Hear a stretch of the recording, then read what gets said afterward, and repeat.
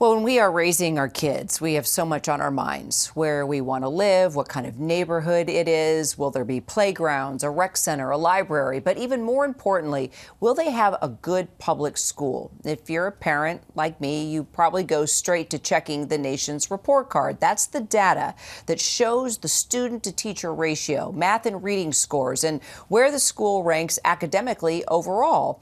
And you know who puts that data together? Analysts like Joe Murphy with the Department of Education.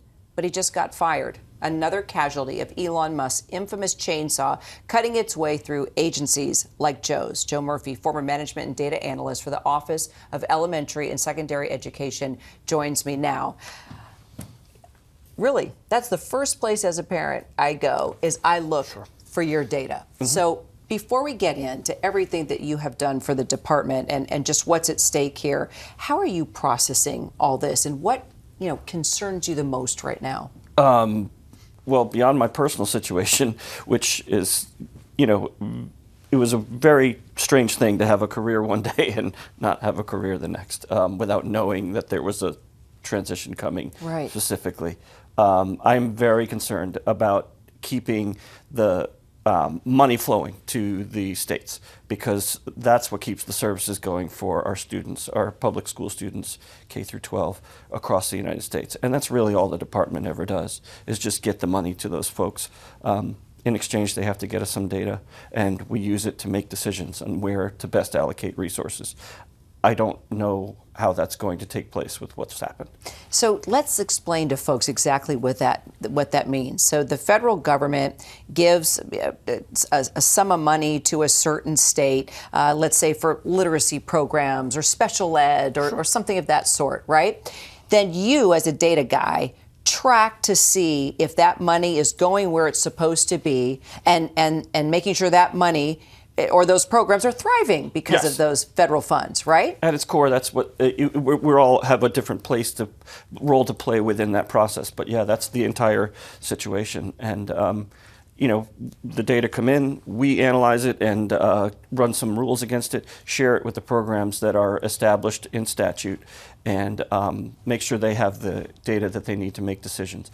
You can't argue with the idea that getting accurate data to decision makers efficiently is a bad idea. That's not political. Whatever you do with the data. No, that doesn't sound like government waste to me. It sounds like you're somebody who's figuring out if that money's being wasted or not. Am I right? Yeah, trying to. Yeah, that's a good point. And did it work? Were you finding, for the most part, that the money was going where it should go and it was working? I think there are, and there are also fail-safes in place to make sure that people are doing that. There is monitoring that goes on and make sure people are spending the money where they should and where they need to and where they're legally obligated to.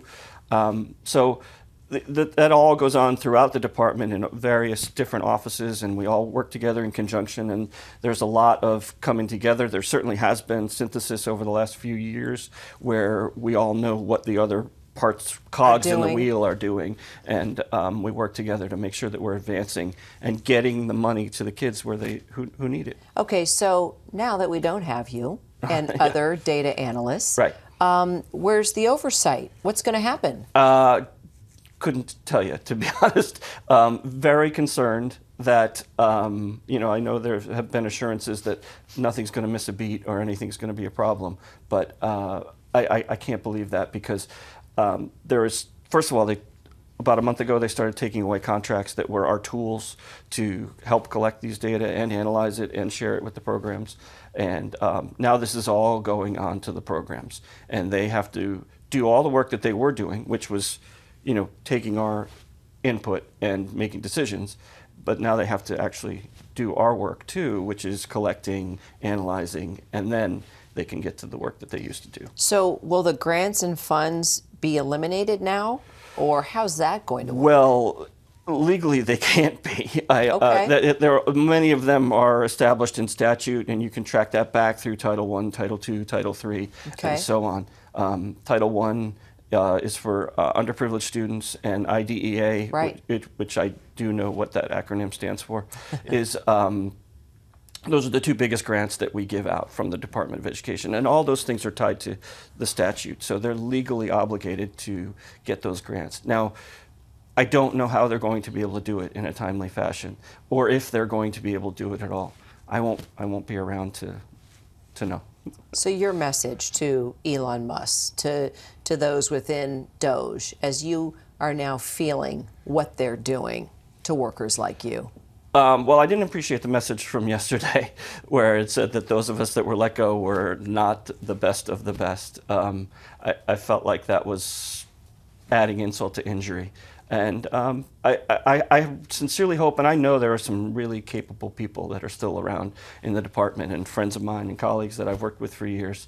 I hope they're able to continue to provide the services and the flow of funding uninterrupted and continue to do it At the end, all. If you could have made suggestions, clearly, I mean, you're someone who provided oversight. You know that things could be cut or redistributed or worked differently. How would you have recommended cuts go down within the Department of Ed? You know, that might be above my pay grade a little bit, but I've never been one to think that everything ran as smoothly and as efficiently as possible. Sure. I realize and understand that some improvement, there is room for Could be improvement. made, right. But how you do it really, really matters, because this is about resources and services that are provided to the students in public education. Yeah. And It's our kids' future. Exactly. Mine are older now, so Yeah, we're done and with mine that. are younger, so Yeah, believe me, this is on my mind and my heart, especially with public schools. I hope for the best for them. And one of the segments of the population that I'm most concerned about are the students who are affected by the IDEA monies that are distributed, and people with IEPs And these are the lower special income. needs. These are Well, that's special Title I. That's needs Title I. and But marginalized communities. Yes, exactly. Those are the two largest grants that we do, and those are the people that need it the most. I appreciate you just coming and telling us your story, Joe. Of course, happy to do it. Appreciate the opportunity. Thank you. Always, you bet.